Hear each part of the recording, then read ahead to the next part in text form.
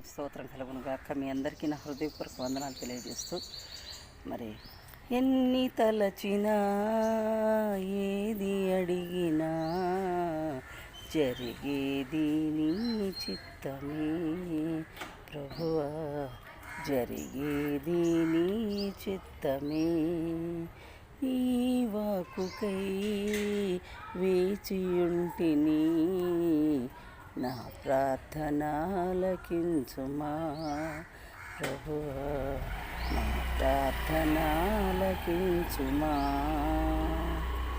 ఎన్ని తలచినా ఏది అడిగినా జరిగేది నీ చిత్తమే ప్రభువా, జరిగేది నీ చిత్తమే. నీ వాక్కుకై వేచియుంటిని, నా ప్రార్థనాలకి